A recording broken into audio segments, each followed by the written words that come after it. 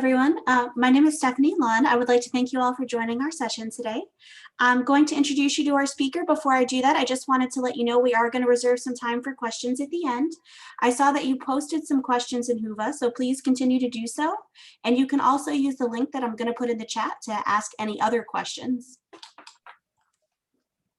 And now I'd like to introduce our speaker for today, Dr. Nelly Delessy-Casson.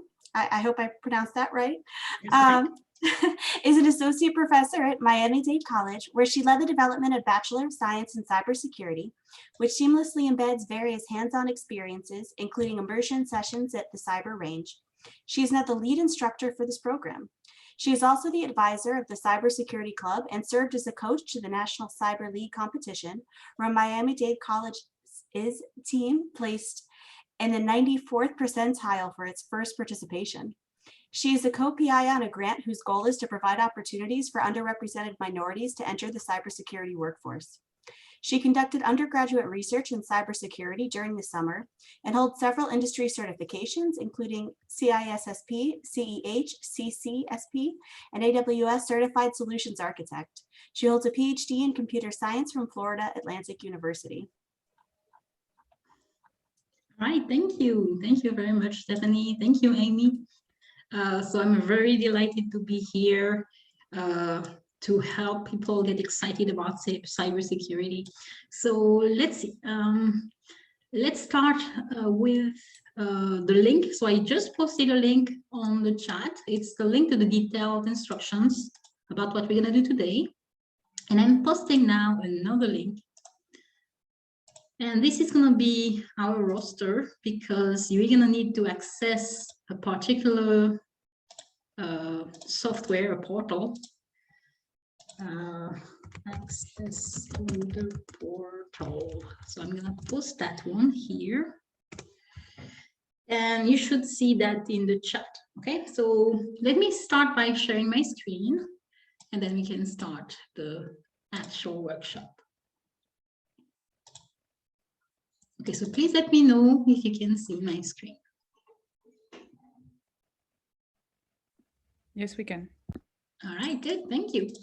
All right, so so that's what we're gonna do today. So I put this again, introduction. Thank you, Stephanie, you did better than I would do, so that's good. So when I was asked to do a cybersecurity workshop, it was kind of hard for me because cybersecurity, as some of you might know, encompasses different areas. Okay, so we have cybersecurity now permeated management, operations, finances. A lot of companies now, for example, are buying insurance against ransomware. So I mean, it's everywhere now. Anywhere you are now, you have heard about all of those impacts that cybersecurity attacks and different data breaches have on companies. It's financial, it's legal, it's even societal impacts, right? If you think about it, it's very, very important I mean, it's great to know that people are aware of that nowadays. So I was asking myself, you know, what exactly do I want to do today? Because there are so many things to be done. But then I decided to go with something that is more operational, because that's you know, that's what you can do in like 2 hours. Yes, I'm getting some feedback in the chat that people are unable to click on the link and it doesn't seem to be working for both of them. Okay. So are you working from a tablet or maybe a phone? I think we had that in the previous version. I'm working from a computer and I'm able to access it. It looks like it's working for people on a desktop. And let's see. Someone who it wasn't working for did say it was a tablet. And someone else is on an iPad. Yes. So I think it seems to be working for the people that are on desktop, but not on. Okay, not on the other ones.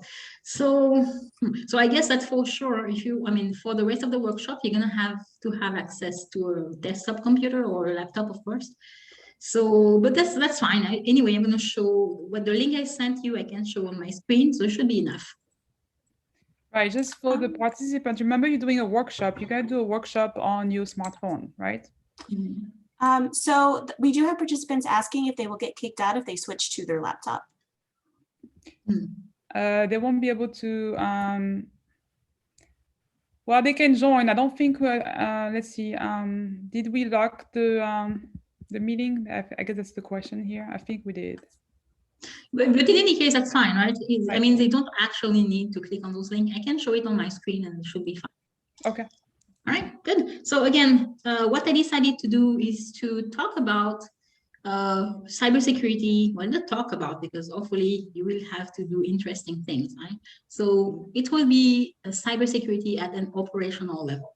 Now, again, don't think that's the only facet of cybersecurity. There are many other things, many other areas that are interesting in cybersecurity at the management level, business level, even design and development level. But today, again, operational level. So we're going to be in the skin of a cybersecurity analyst, the same that you will have in the SOCs, right? In the cybersecurity operations centers. Okay, so that's what we're going to be doing today, and hopefully you like it.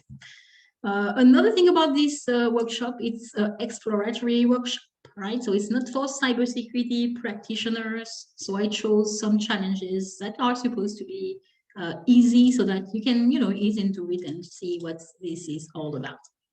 Now, in my workshop, I'm going to use the NICE framework. So have you heard about what the NICE framework is?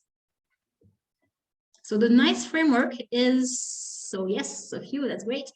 Though it's a framework that has been designed by the NIST and the NSA.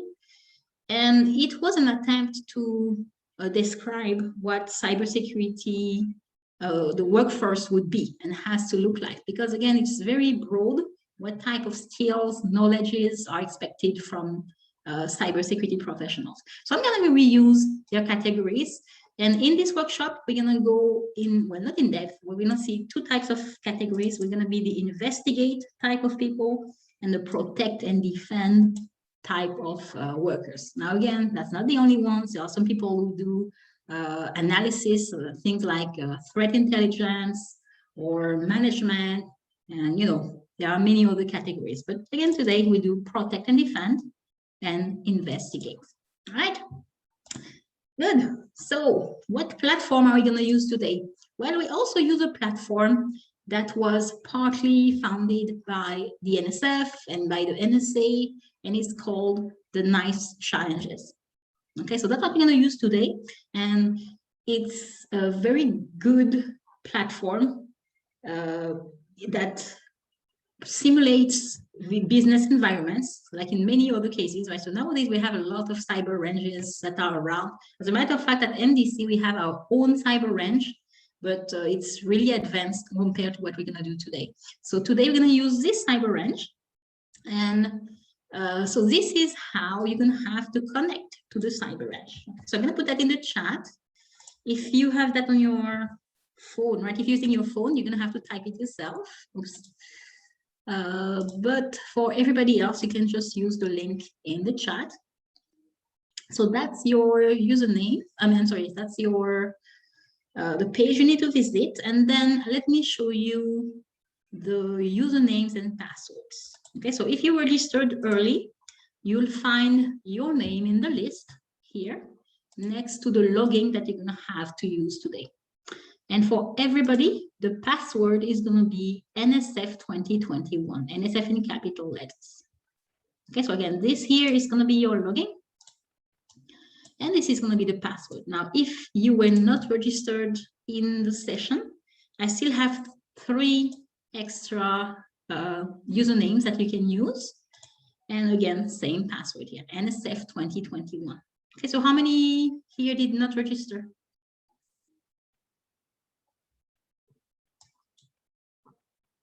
Okay, so you can use one of those 3. Hopefully it's less than 3. All right, good. So at this point here, let's take a look at the portal. So the portal looks like this. Again, you're going to put your username and password. And I'm going to wait a little bit until you are all connected. So if you're connected, just put a yes in the chat box. In the meantime, I'm just going to put those back so that if you can see your name there. All right, good.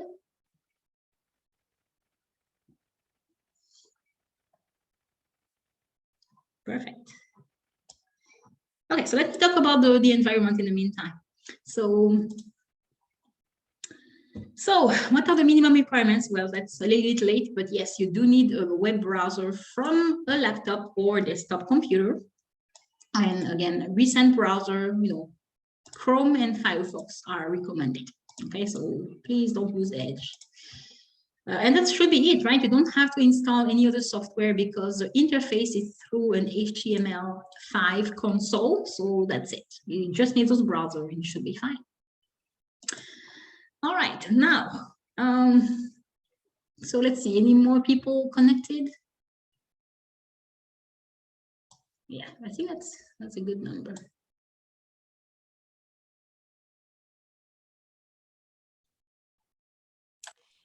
In case you're not looking at the chat, if you did take one of the free codes, please add your name just so that we know and we don't have overlapping students trying to register or participants trying to register. Thank you. All right, good. So once you connect today, you'll see something like this. And actually, this platform provides you with two different business environments. So that's why you're going to see two workspaces here. Okay. Now, today I chose 3 different challenges for you to do. Hopefully, we'll have time to finish them, but it's in different workspaces. Okay, so we have to be careful before we start looking for a challenge to make sure that we are in the right workspace. So the first workspace is called Pretty Safe Electronics, and the second is called DasWebs Inc. Okay, so we're gonna use either of those. And let's see, so the first challenge is called Dangerous Drives. Okay, so that's called Dangerous Drives, and it's in the DasWeb workspace. So what you want to do at this point is make sure that you click on the second workspace, and then you'll see a list of all the challenges that are available to you. So you can either go from page to page, or you can just search for Dangerous Drives. Okay, so I'm going to put that in the chat also so that you know what we're doing. So Dangerous Drive, again, is this challenge we're doing, and it's in the second workspace. All right, good. So once you find the challenge, and again, you'll see 3 of those, right? You have 3 complexities. So for today, we're just going to do the simple one, Dangerous Drive, no complexity at all. Okay, as a matter of fact, you'll see that it's a 0.5 star out of 3. I apologize. We have someone who's saying her screen does not quite look like that, and someone else who's unable to log in. Okay, so the screen might look like this, right? So that's the dashboard. So if it looks like this, you can just click on workspaces available. And that's where you can see the 2 workspaces to the left. Okay, then from there, you would just click on the second workspace and start doing your search for Dangerous Drives. And again, we're going to use the first one. So if you're there already, you can start and click on deploy, because deploying a workspace might take some time. Okay, so I'll let you do that if you're there already. Now, Eugenia cannot log in. So let me check here, right? So is that the username you chose? PRCCDC-HSE29. Okay, and the password NSF 2021. Is it case sensitive, the password? Yes, it is. Yeah. Okay. Yeah. So make sure you use NSF in capital letters. And so I don't know, what do you have an error message when you say you can't log in? What do you see? It tells you that you don't have a username and password, or? She's gonna try again. Okay. Okay, good. Okay, and again, as soon as you can, please start deploying your. Okay, Centauri says, I'm clicking the second workspace, it looks different. So let's see. That my second one, and I just have a list of the different challenges that are available. Oh, so that's because you are already in the, okay, so Tori, you might have started a challenge already. So you might be ahead of us. All right, good. So let me find mine again. that's fine. So let me type again dangerous drives and start deploy it. All right, so it's gonna ask me to confirm. I'm going to confirm. And then it might take some 5 or maybe more minutes, because again, we are a lot of people today on the virtual environment. So while it is starting, let me talk to you about what is going to be expected from us. Okay, so again, we're going to have 2 virtual environments. So Tori, can you, so if you are, before I talk about something in general, Tori, check whether or not you have used the dangerous drive challenge. If that's what you'll be using, you just wait for us. We'll be there in a little bit. Okay, and Amy, yes, sometimes it takes like 5 minutes. Especially today, we are 30 people at once on the machines, so it may take a little longer. Okay, so Tori, again, check under challenge info on the page you'll see challenge info. Check there. If it says dangerous drives, you are the right place. If it says something else, you can just submit whatever challenge you have opened and open a new one. Yeah, all right, so perfect, you're there already. Okay, good. So what are the different environments we're going to use? Well, one of them is called Pretty Safe Electronics, and it just mimics a very simple information systems for a company. The company has different locations, so that's what you have in gray here, and there. So you have different locations. Their main location is protected by a firewall, so that's great already. And then you have different segments. One of the segments looks like it's for the production servers. So you'll see AD server, AD is for Active Directory, right? So that's like the center of the Windows network, right? You have a file share, you have a database on this segment. On this other segment here, you have, looks like it's a production web server.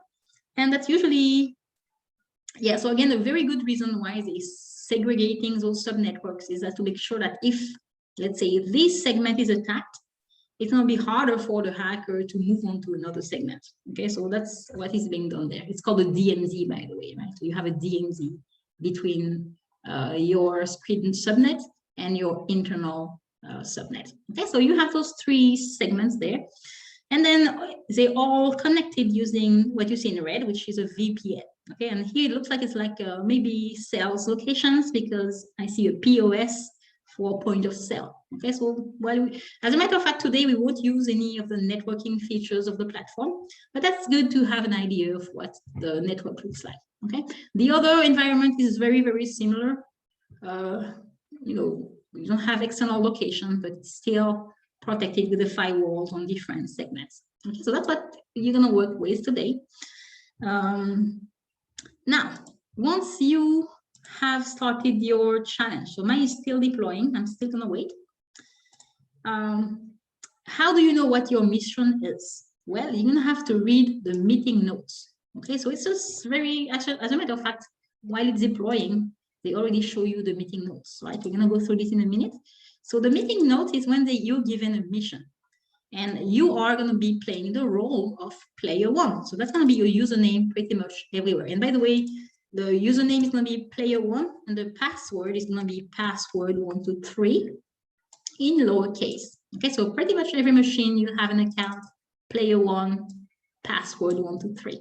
Now, in the meeting, you're given instructions on what you have to do, and you're also given important clues. So you have to be careful about reading the meeting notes carefully. All right, and that's it. You're given a mission, and then you're left on your own. You have to do what is asked for you, again, in the environment. All right, so now, today here, it's not a class, right? Although we're gonna start using these platform in our classes soon.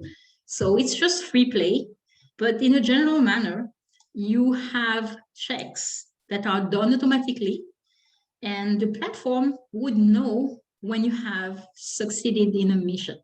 Okay, so we'll see that in a minute.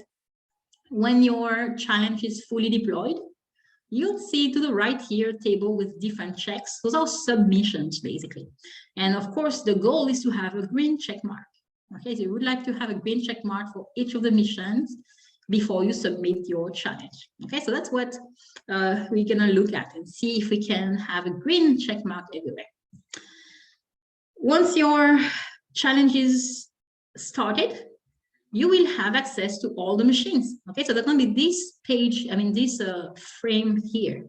You'll see all the machines that were in the network map. And of course, the easiest way to access the machines is to use the button that says HTML5. Okay, so this just opens a new tab in your browser and you don't have to install anything extra. Okay, again, for most machines, that's a username, player one, that's a password, password in lowercase 1, 2, 3. Okay, so we're gonna use that today. And that's pretty much it. And then of course, before you can submit a challenge, hopefully we're gonna have 3 challenges today. But I managed to do only 2 before, so we'll see. Before we submit a challenge, you have to enter some documentation. Now, again, relax. Today is not anything like a class or anything like this, but you still, I mean, you cannot leave the box empty. All right. So you're going to have to enter something simple before you submit your challenge. All right, good. So that's where the submit challenge button is located. And that's it. So let's see. How many of you have deployed your challenges? So mine is ready. I see a green button that says begin challenge.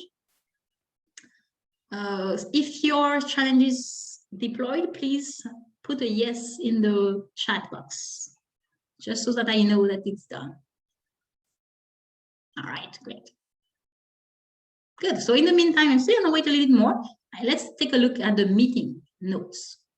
All right, so we have Sergio Channel. He's working at your company, and it says, hey, tech guys, I found a thumb drive on the 2nd floor near the HR area. I don't know whose it is, and I don't really care either. I'm going to come drop it off later today, because I'm sure you have more use for it than I do.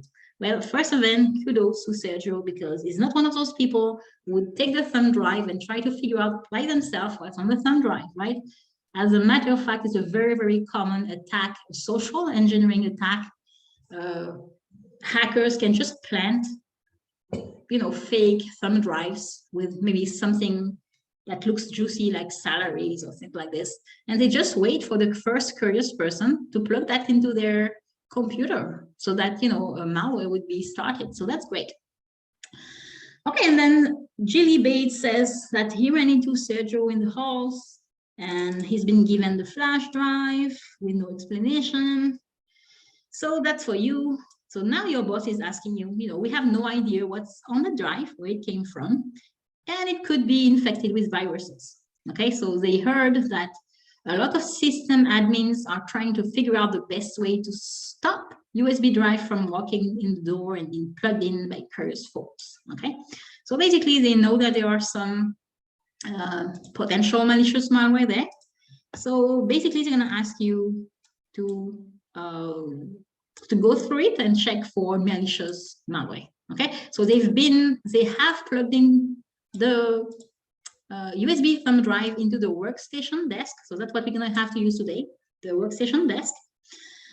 And they set it up as a ship deep. So a ship deep, have you heard about this term already in computing? Ship deep?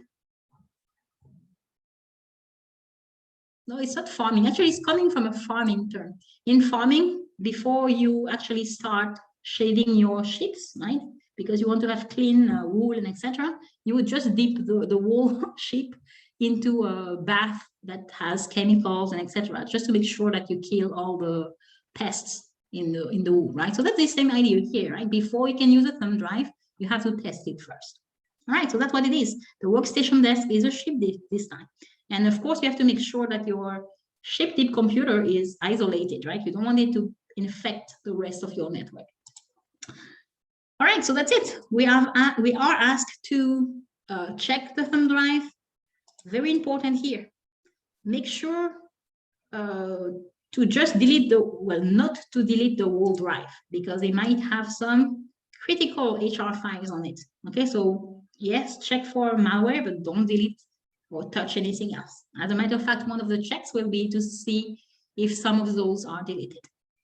Okay, more clues here. We're going to use an antivirus called ClamScan. That's a great antivirus, simple, open source that you can install on Linux, on Windows. So yeah, that's a very good one. So that's it. Very easy, right? So let's try and do that. So at this point, let's begin the challenge. And what you'll see here is what I showed you before. So again, to the right here, you have all the checks. Most of them are red for now. The one that's green is the one that says maintain file integrity, because again, you're not supposed to delete anything from the HR department. All right, so let's start. How do we start?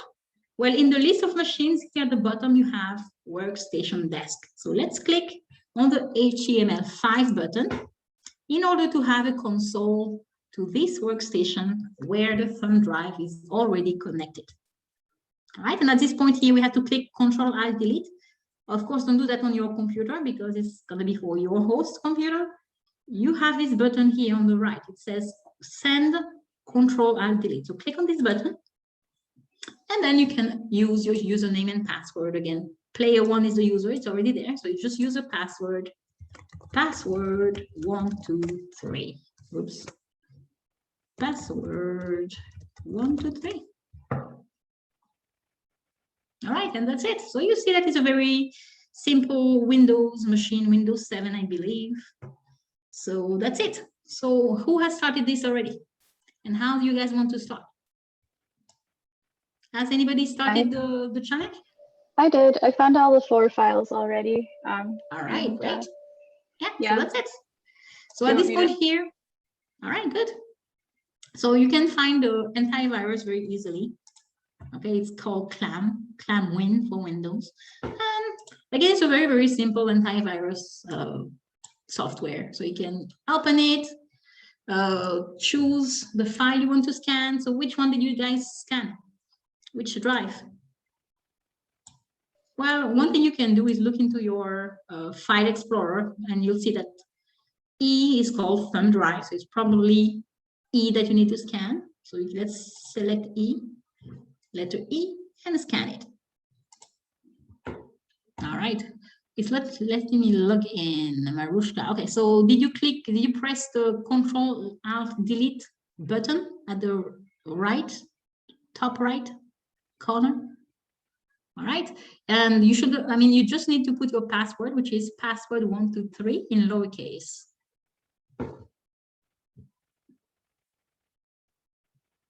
And it should be it. All right, so that's good.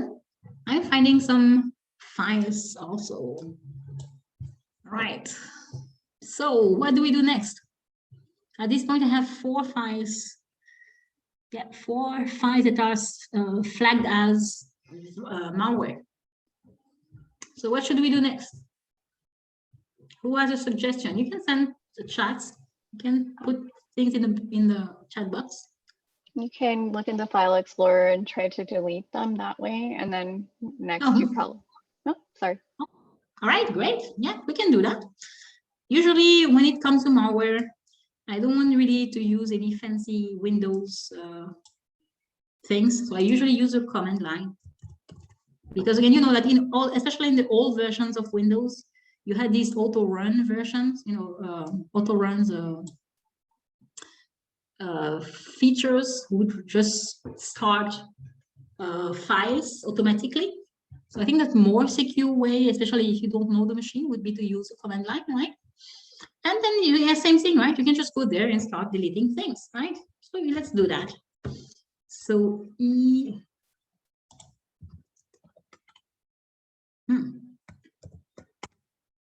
E is not, or is E a column? Yeah, so let me go to my E drive and let's start deleting those things, right? At this point, everybody has launched the antivirus, right? So again, it's very, very easy. There's one button to scan everything. And then you can start scanning things easily. Yeah, and then we can start deleting things. So how many of you have deleted everything already? Can you increase the window for your command line prompt so they can see, Sure. please? Thank you.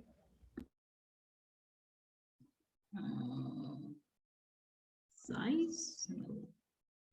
Properties, cursor, large. Can I change the font?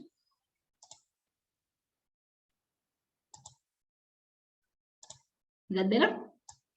Great, thank you. That's better. Thank you. Thank you.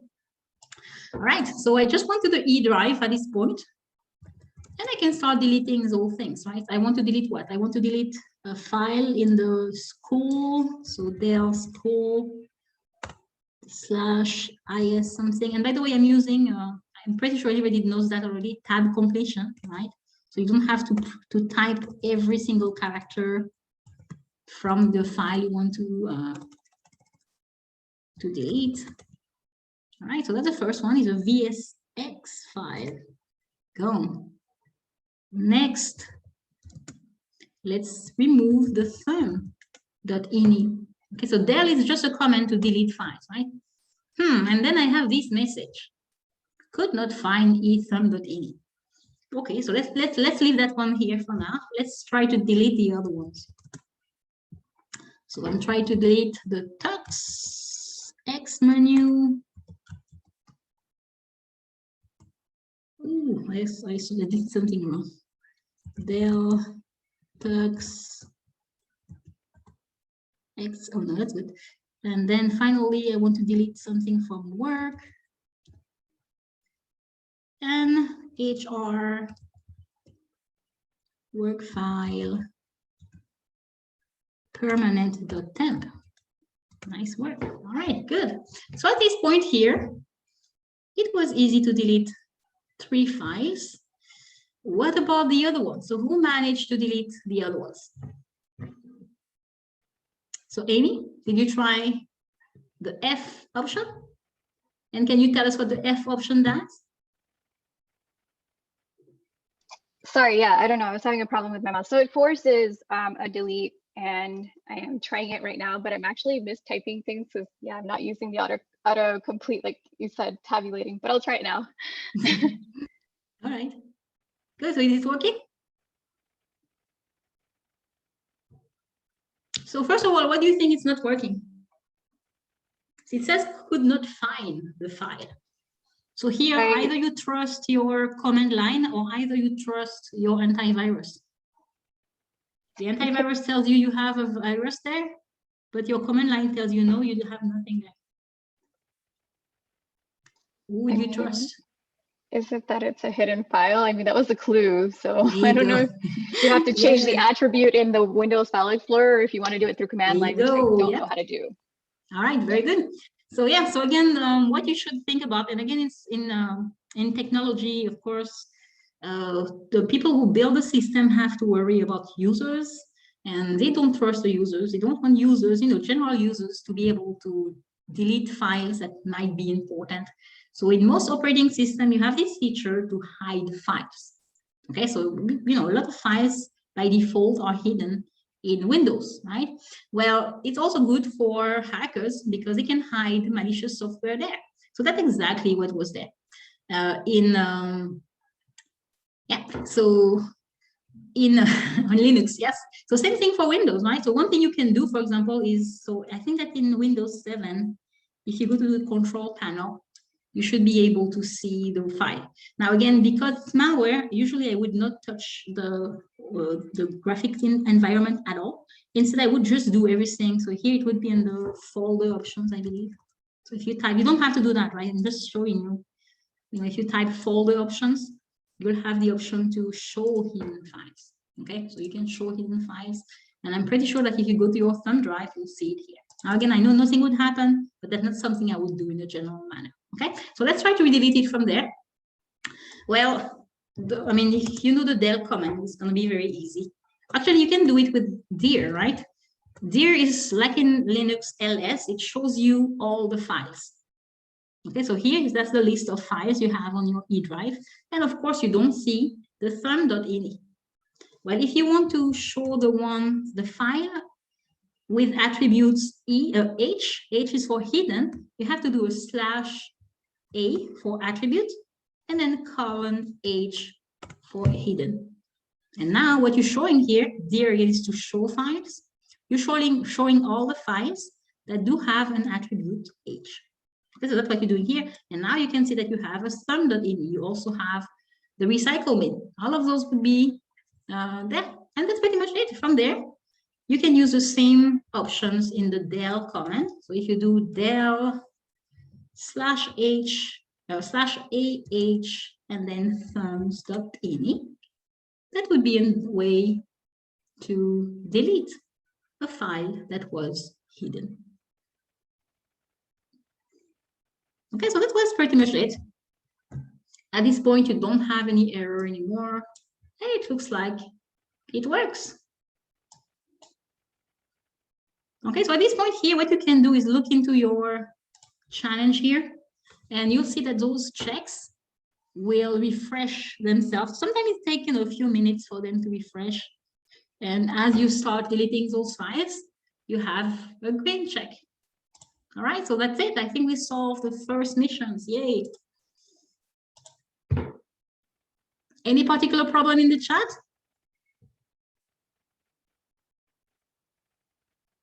Okay, good. So again, the only thing that we needed to, anything that we needed to do here is to make sure that we understood that one of the files was hidden and, you know, delete it using the appropriate command. So that's it. We solved the first problem. So now again, I'm not going to wait until everything turns red. Of course, if I was in a class, if it was for credit, I would do that. But, you know, it's just free play today. Now, like I said before you can submit a challenge, right, you have to make sure that you provide some documentation. So you can just say something like, you know, I used del-h/a:/h,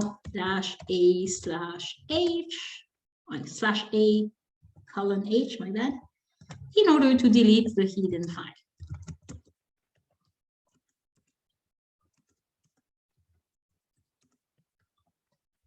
There you go. And you can submit the challenge. Well, you see, mine are almost done, right? So you could wait, but that's fine. Okay, so how did you like this first challenge?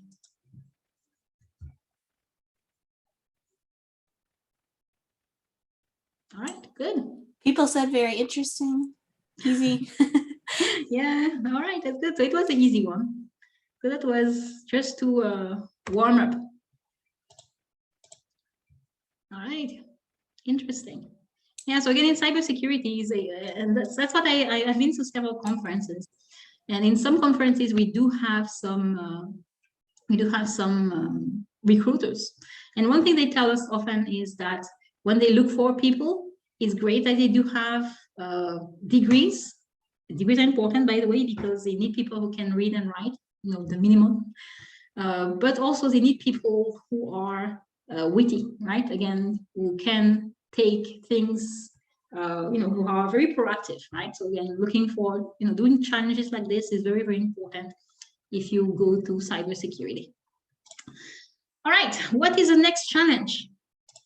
So the next challenge I selected for you today is called bringing passwords up to snuff.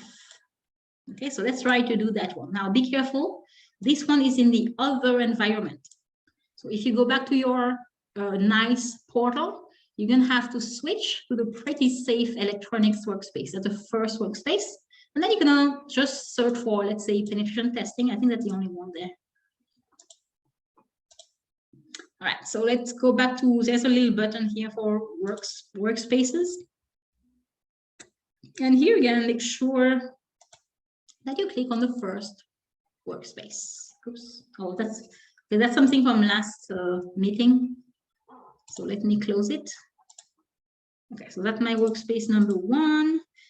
And in the list again, I need to search for penetration testing. All right, and now you see that you have 2 challenges there. Okay, so the one you need to deploy is the first one. We're gonna do the complexity one maybe another day. So let's do the first one, deploy. And like I said before, it might be a little long, so hold on, wait with me calmly. In the meantime, let's talk about what it's going to be about. It's going to be about passwords, okay?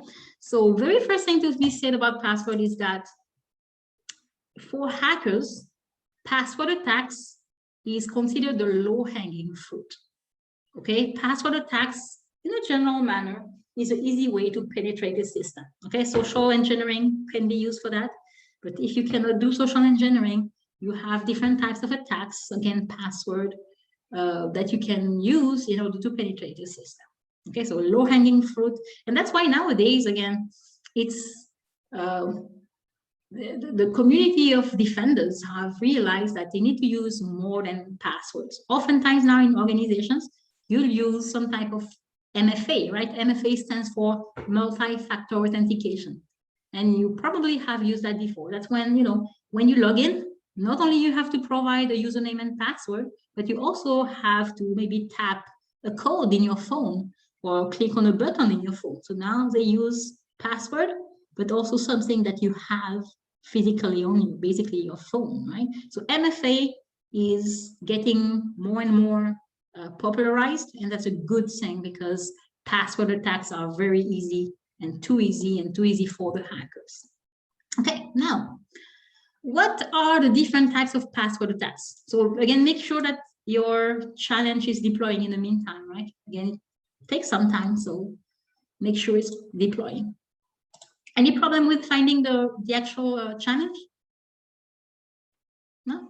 All right, so again, it's called penetration testing, bringing passwords up to snuff, and it's in the first workspace. Okay, so what type of, all right, good. So what type of passwords? So Amy, let me address that in actually what I'm talking about right now. So what type of password attacks can be done? So brute force is the easiest type of password attack to have. Brute force means like, you know, try every possible password, starting with something like A, all the way to Z, etc.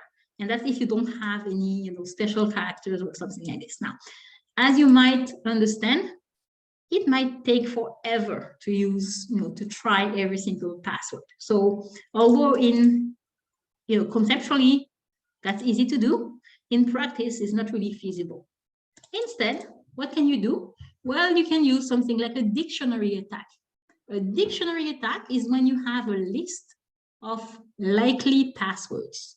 As a matter of fact, in this challenge, we're going to have to use a dictionary. So people do things like that, right? They keep a list of potential passwords, you know, passwords they have gotten from, I don't know, maybe their friends or stolen passwords, you know, password that might be used by many people in the world, right? So we're going to use such a dictionary now. Now, typically, it's much faster to go through such a dictionary rather than generating every possible password. So dictionary is preferred over brute force. In addition to that, some people also use hybrid, okay, hybrid types of password attacks, meaning that they kind of mix both, right? They can have a dictionary of words, but then maybe they can add maybe numbers or different types of special characters here and there. So you can kind of mix up dictionary and brute force by adding special characters and etc. Now, oftentimes, you know, people choose password and they do things like this, right? I'm pretty sure you've seen that already. They would replace a E by a 3.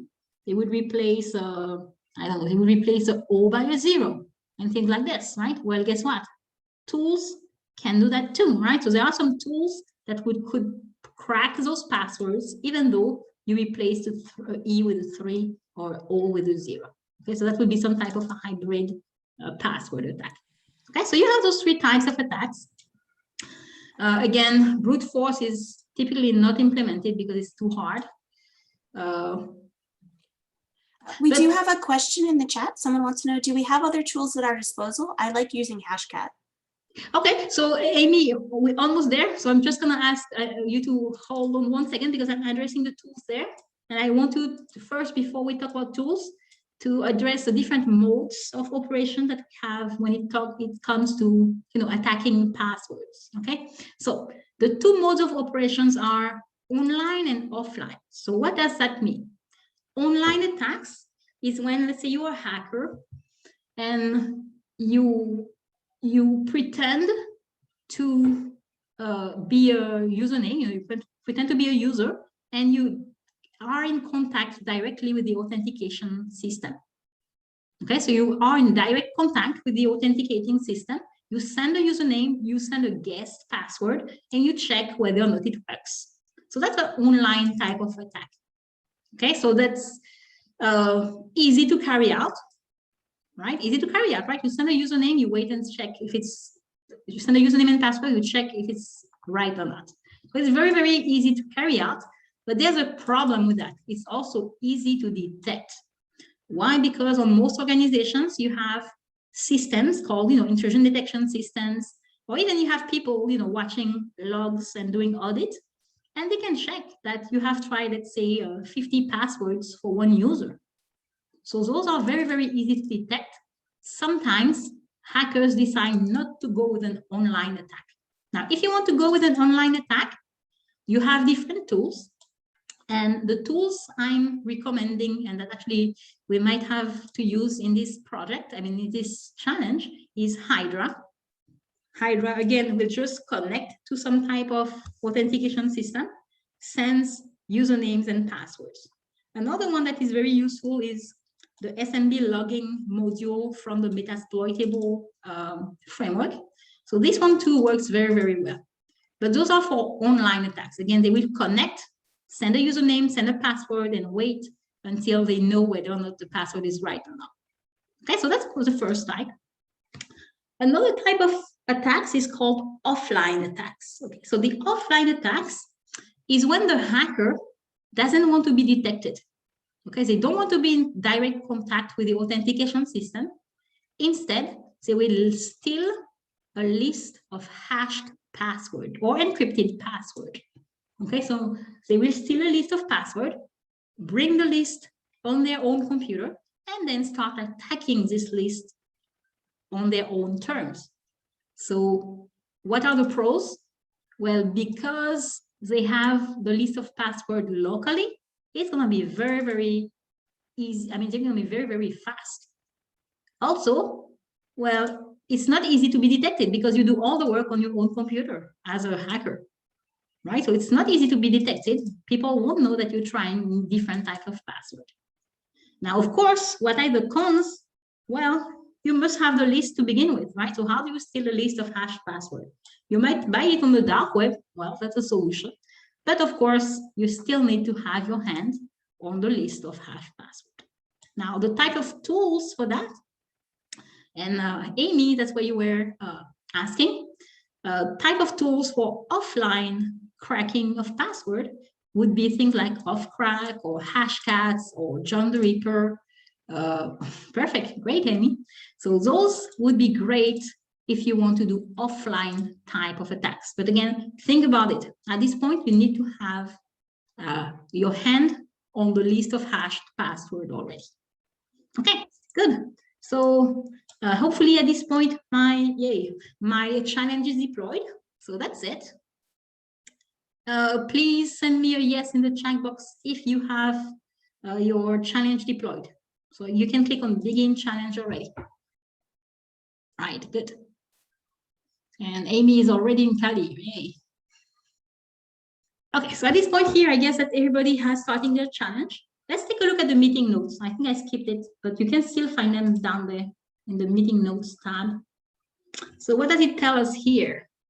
So this might be pretty bad. I was reading an article online today and I talked about how businesses are being hacked more frequently because of weak passwords.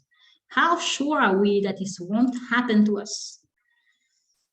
Ashley says, I know for sure that my password is strong, but I don't know about anyone else's. Sean says, I'm in the same boat as Ashley's. Perhaps player one, that's us, right? So that we are player one. Perhaps we can take this opportunity to do some penetration testing experience, right? To do some penetration testing. All right, so that's actually a great idea. They ask us to try performing a dictionary brute force attack on our Active Directory users. So actually, I don't really like this thing here. Dictionary, brute force, you have to choose, right? Is that dictionary or brute force? I guess they want dictionary. And Active Directory, anybody knows what Active Directory is? It's a database of like just different things like users and then, or objects rather, which can include users and resources and then their attributes, which are often like permissions and stuff like that. Very, very important because it's the Windows network, basically. Okay, so you will have a lot of users that are kind of clueless sometimes, that are users on, Windows. So all the users on the Windows network are Active Directory users. Okay, so we're gonna need to do some type of, I guess, the dictionary attack on those. All right, so perform a dictionary attack on all the user logins except your own. They give us some clue here. We can use Metasploit, we can use Hydra or Nmap. Yes, so that's another one, Amy, that I did not mention. But Nmap has some scripts that you can use in order to do that also. All right, remember you're a domain admin. Okay, so we are a domain admin. So if you get into an account, log into domain controller and set that user's account to require a password reset on the next login. Okay, so if we find some passwords that are weak, we have to make sure that we don't we force those people to change their passwords. Okay, I've sent out a notice saying that anyone who sees the reset screen needs to set their password to something more complex. All right, good call. Do you have a recommended word list? Well, this is another clue here. Yes, and that's the list that we will use. It's in this folder on the security desk. Okay, so we're going to use this word list. It's called Roku. All right, so we're going to use that. And that's pretty much it. Again, player one, that is the word list I want you to use.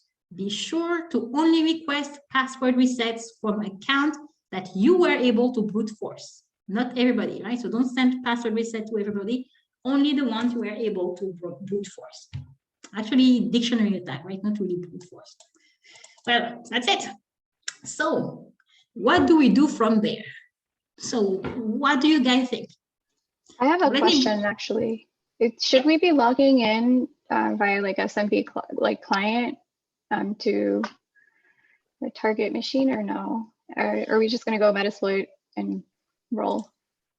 So let me close this one first. Yes, you can log in. Yeah, so you can, because yeah, you're an administrator, so you don't want to make it too difficult for yourself. Let's just connect to the domain controller. So the AD, right, is for domain controller, right? So if you're looking for the AD everywhere, that's domain controller. So you can click on the HTML5 button, and it should be this one. So you can send Control Alt and delete. And same password, right? Password 3 for the domain controller. Okay, what's going on? Password 1, 2, 3. Okay, so you can connect to your domain controller. Another thing you're going to need to connect to, I think they gave you enough hints, is to connect to your security desk, right? So you can also click on the HTML button for the security desk. So domain controller, that's the Active Directory. Security desk, that's your machine, right? Anybody has heard about Kali? Well, I know that Amy, I've used Kali, is using it right now. Anybody else has heard about Kali? So if you don't know, Kali is a Linux distribution that is very popular, at least in the cybersecurity world, right? Because it has a bunch of penetration testing tools. Okay, and it's free for use, and a lot of people are using it now, for learning about cybersecurity, right? So that's your Kali. Username as usual, player 1. Password 1, 2, 3. Again, very bad habit to use the same password everywhere. All right, good. So at this point here, you should have your security desk open and your domain controller. Again, that's the Active Directory open. Okay. Be careful here on the Kali machine. So I'm going to ask you, how do you want to start? Please use default config. Okay, and you're going to have your, that's what Kali looks like. You have a bunch of applications there. And what's good with Kali is that they neatly arrange, you have things for password attacks, you have things for wireless attacks, and pretty much everything there. Okay, good. Now let's talk strategy. What are we going to do? Any idea? Let me bring back those remarks there. So we know already that they want us to do a dictionary type of attack, right? So that's settled. What about the mode of operation? What do you want to do? Online or offline attack? Well, it's in the same domain, but you wanna communicate with another machine. So it could be an online attack. I think this is going to be with Metasploitable. Okay, so what you get, I mean, both are possible, but what do you think is maybe the easiest thing to do? Oh, obviously offline's much faster. Yeah. And then you already have like Hashcat built in. So like exactly. Yeah. Well, it depends. So again, it depends. There are many ways of solving this. Okay, so there are many ways of solving this, but a few things. Online is usually slower, but because it's just a simple environment, we don't have many users. It should not be very slow for us. I mean, we don't have that many users, right? So that shouldn't be a problem. Offline is usually faster, but again, look at the con, right? We have to steal the list of hash password. As a matter of fact, even if we are the administrators on the domain controller, retrieving the list of password might be a little bit difficult. Not impossible. It's a file that is locked, so we can do a shadow copy and things like this, but it might be complex. So in that case, I would not go with a complex idea. Again, stealing the list of password itself is hard. Okay, and again, you can use Hashcat, yes, but where's the file? How, on what file? You would have to extract the file first, right? So let's see again, online. Online, the cons here was, it would be easy to detect, but that's fine because it's it's our domain, right? So I can just let my colleagues, maybe if I do have other colleagues working at, the SOC, at the Security Operations Center, I can just let them know, you know what, I'm going to do something here today. It's me, it's a false alarm if you have anything that's showing up. Right? Oh, and by the way, when you are an ethical hacker, so that's one of those things that they don't tell you here, right? Before you try any type of penetration testing, anything you've been asked, even by people in your, at work, have it in writing. If it was a real world situation, I was in a meeting, they would just tell me something like this. I would say, oh yes, can you please put that in the email for me, please? I never know, right? So again, yes. So make sure that you have everything in writing. All right, good. So again, here at this point, so Amy, yes, Amy, you can use this tool to pull the hashes from the file. Yes, again, there are a lot of tools that can let you do that. But if we can do something, easy, let's just do the easy way instead. As a matter of fact, if you want, and I'm sure, I don't know if they have this installed there, so I don't know. But again, yeah, so let's do the easy one. Let's do an online type of attack. Again, I just make sure, if I'm detected, that's fine because it's my company. So what we can do is either use Hydra or SNB logging. Hydra is easier to use, so we can use Hydra today in order to crack the passwords, right? To find out what passwords are weak. Okay, so let's do Hydra. So let's start the terminal here. So at the bottom here, you have a button for the terminal. And one thing, if you don't know Linux very well, is that for each command, well, not for each, but for most command, you do have a manual, right? So the manual for Hydra is there. I'm going to have to speed on a little bit. So I typed man followed by the name of my command, Hydra, and it tells me what Hydra does. It says it's a very fast network logon cracker, which supports many different services. So that's good. Let's take a look at the options. I'm pressing enter to look at the options. The first option that might be useful for us is L. Okay, so -L is for the logging. What type of logging, what logging do you want to try? Another one is -P, passwords, okay? So you're gonna have to give a password, or we can have a list of passwords in a dictionary. In this case, instead of -lowercase p, it's gonna be -capital P, okay? What else? And then, of course, I think you have to provide the type of protocol, because Hydra works with a lot of protocols, yes. So those are all the protocols you can use with Hydra. Now, who can tell me what protocol is used to authenticate to an Active Directory server? Anybody knows about that? When you connect to an AD server, what is the protocol use? Well, the protocol is called SMB. Okay, so we can use SMB for that purpose, which means that in the Hydra command, we're gonna have to type in, SMB. Okay, so I think we almost have everything. So let me press Q. So once you're inside the manual, if you want to get out of the manual, you have to press Q, and it brings you back to your console. All right, so what I'm gonna do, I'm gonna have to write the Hydra command. We know already that we need a list of passwords, right? So -P, because we have a list of passwords. And if you go back to your meeting notes, they tell you exactly what list they want. They want this list. Okay, it's called ROCU. It's in user share word list. I've used it oftentimes. I know already. So we want -user share word list. And by the way, I'm using completion, tab completion, right? And then the name of the actual thing is called ROCU.text. So and we're gonna take a look at this a little bit later. In this list, you have a bunch of words that are considered likely passwords. All right, so we have the list of passwords. What else? We need a logging, so -L. So here we have two choices. Either we provide one logging by one logging, and we try to crack each separately, or you can also give a bunch of a file with all the loggings inside.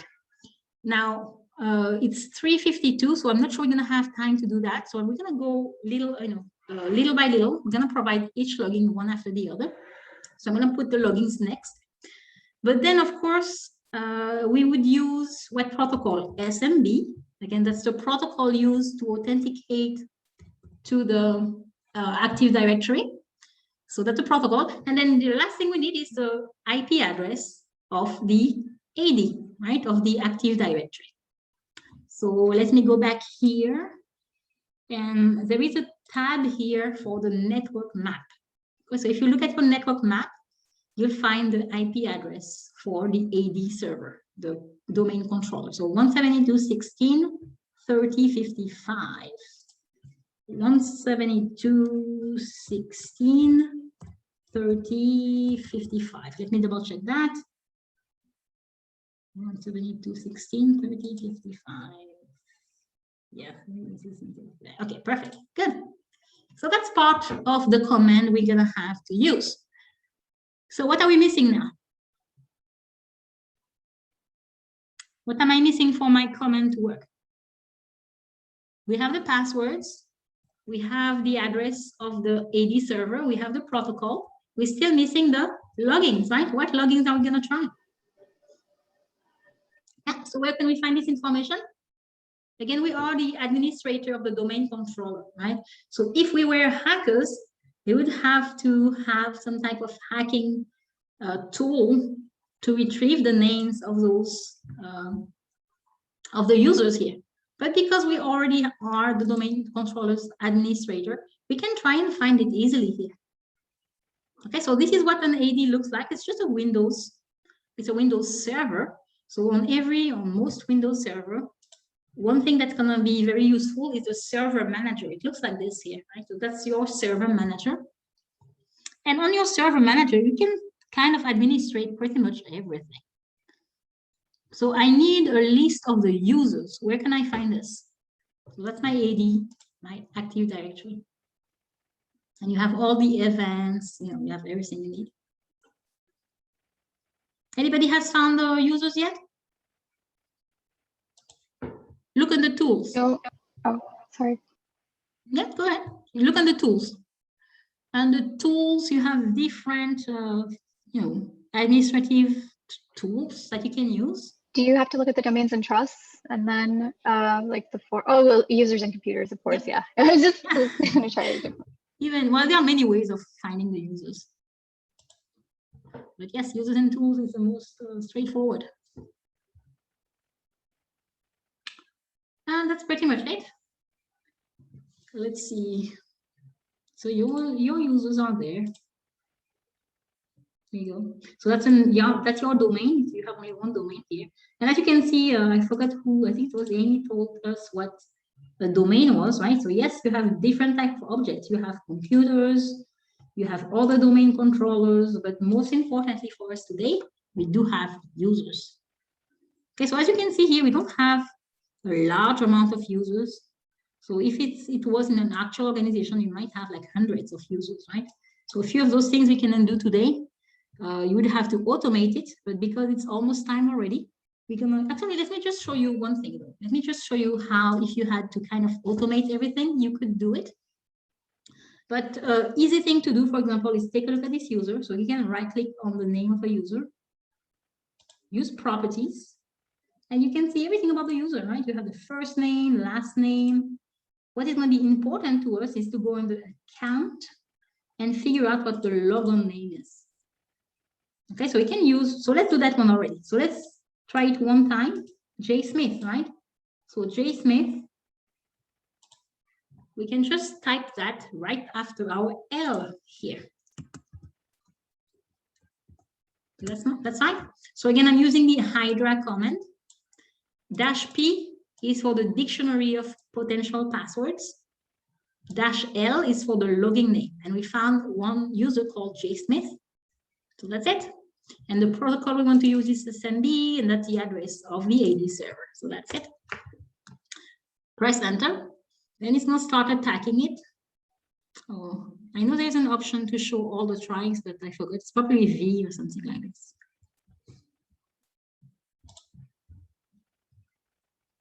And so it's a little slow.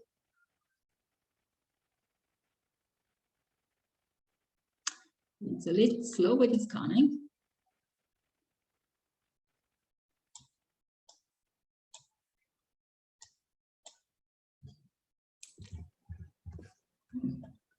That's weird. Okay, so I think, was it, so looking back at what AD is, isn't it 16.30? oh, maybe. Would explain. Oh, yes, thank you. Thank you very much. All right, so let's do the same thing. I don't know, the 32, and I checked twice. Thank you. You're welcome. Yeah, so that works better. And zero password found, so that's good. So this J Smith person has a strong password. All right, so let's try somebody else. Who are you gonna try? Let's see. So that's good. And by the way, the next step is to make sure that next time, if the password is weak, we would check this thing here. And this will let the user know to change his password next time. Okay, so we just do that. And remove password never expires, of course. Now, we won't do that here because this user has a perfectly strong password, at least according to this list, right? So let's try somebody else. Let's try Tim Clark.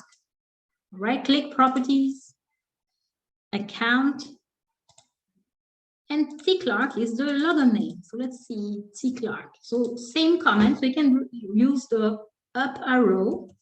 By using the up arrow, we can bring the same comment and just change, instead of J Smith, choose T Clark.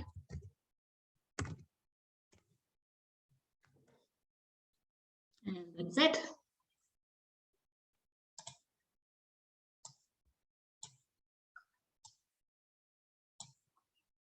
All right, so this one is valid too. Okay. Let's try somebody else. I know that there are two of them. I did it before. I forgot. Jay Cortez, I think, is the one. I already found his password. Oh, okay, good. Which one is it? I love me. Oh, so the login is Jay Cortez with an S at the end. Okay, Jen, probably Jen. Yeah. All right, good. So let's see again, same thing, right? The account is J Cortez.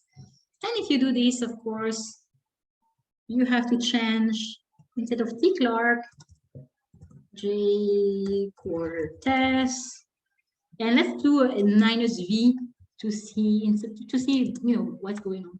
These 4 variables. Okay, so that's when you know exactly. And what you see when you do a dot V, it shows you all the passwords that it's trying. So it's tried all of those passwords. Oh, love me, 1, 2, 3, football, secret. You see how I missed one of those, right? All right, so that's it. And you found the password, I love me. So that's good. So at this point here, you know that when you go back to your controller, for this particular user, you have to make sure that you check user must change password at next logon. And of course, uncheck that one, apply. And it looks like Tori found another one. So Tori and Keith. All right, so let's show it here. So same command, but this time the username should be NK. It's trying, and here you go. Look at this password, 9876 all the way to 1. All right, perfect. So I'm pretty sure that it was only 2 people. So if you go there, and for probably Naomi or Keith, properties, account, change the password, never expires, apply. I'm pretty sure that should be enough. And at this point, if you look at your checks, surely you'll see this one green soon. Okay, so at this point, I know that I don't have much time left. A few things. Here, of course, the way we did it today is not really realistic, because if we had like 100 of users, it would not be possible.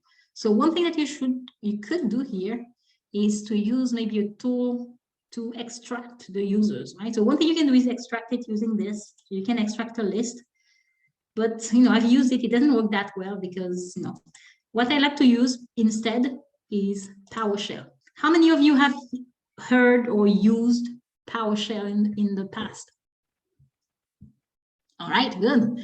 PowerShell is actually a very powerful scripting environment.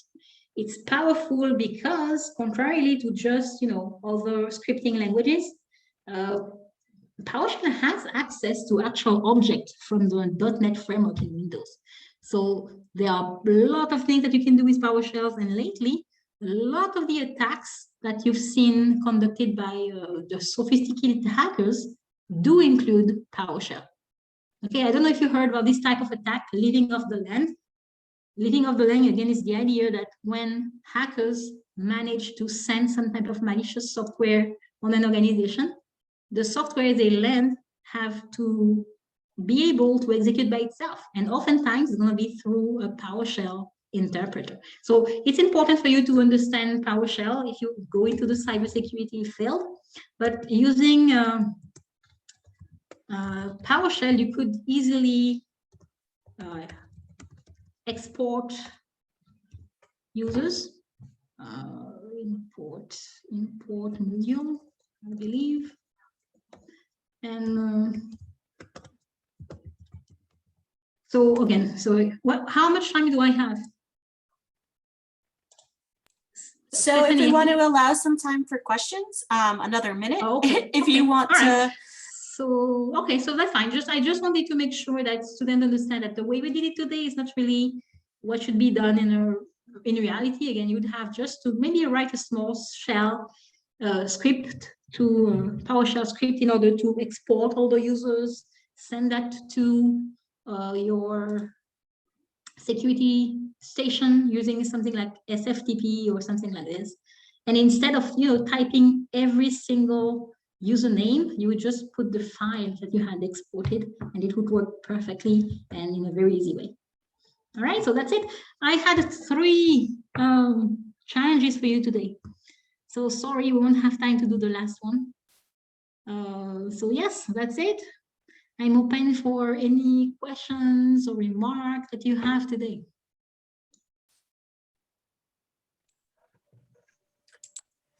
Thank you so much. That was very informative and really great to get a hands-on experience as well. Yes, yeah, especially in cybersecurity, a lot of recruiters look for people with the hands-on experience. Yeah, that's true. And I saw that I had a lot of other questions in the Hoover app. You So I'm do. gonna respond to that a little bit later, Okay. or maybe tomorrow. And yeah. So you have 10 more minutes if you wanted to respond to some of them now, or we could wait. Amy may have a question right now. Oh. Actually, there's only 5 minutes left. Oh, okay, so that's fine. So oh yeah, so another thing also, if you do like the platform, I think that they told me that you have access to it until midnight tonight. Actually, if you're on East Coast, it's even 3 a.m. because it's on the Pacific Coast. So that's good if you want to continue playing with it. You have a bunch of challenges that you can use. And now, if I'm not sure if there are any other professors here or any faculty in cybersecurity, but I mean, that's a tool that's you can use for, at least for now, for free. So you can use the platform, and I think it's going to be very useful for us at Minded College, because we are putting in place a new bachelor in cybersecurity. We have a AS in cybersecurity, so we're going to use this tool. Compared to, so at MDC, we also have a cyber ranch, right? So we have a full-length cyber ranch that is used by the community too. And I mean, the cyber ranch is a little more advanced, I would say, than what we have here. So we're going to use both in those courses. Favorite sources to keep current on cyber threat intelligence. Oh, well, so first of all, it's very important that you do that. I like IBM X-Force. IBM X-Force, I think it's very good. But you want to make sure that you have varied sources. With this problem last time with the SolarWinds, so I don't know if you guys heard about this, but it was a very big breach it was in December, back in December. We had a very big problem with a piece of software that was installed in many organizations. It was called SolarWinds, and a lot of organizations were impacted. So one of those, well, it's important basically that you have a bunch of cyber threats, so cyber intelligence sources. I like IBM X-Force, but also FireEye. FireEye is also a very good source for that. Yep. And again, yeah, make sure that you create feeds, right? So send you feeds every day or every week if you want. So yes, that's a very good thing. Well, right. We want to thank you so much. And again, if anyone has questions, please post them on Hoover. And don't forget to leave your session feedback as well. And thank you very much, and hope you have a great rest of the weekend. Thank you, Nelly. I really appreciate that you stick with us all day, almost today, and also on Thursday. So I really appreciate your time and resharing your knowledge. And hopefully we'll have some of those ladies getting into cybersecurity. And please follow up with her. I mean, not this weekend, right? Let's give her a break, right? But follow up with her by email or even link. Are you on LinkedIn, Nelly? Yes, I am. Yes, I am. So I think you should find me. Not many people are called Nelly anymore. Okay. All right. Thank you very much. Enjoy the rest of your day. And ladies, we have a 15-minute break before the closing remarks. So we'll see you at the closing remarks. All right. Thank you, everybody. Thank you, everyone. Thank you, Stephanie. Thank you. And Tasvia. All right.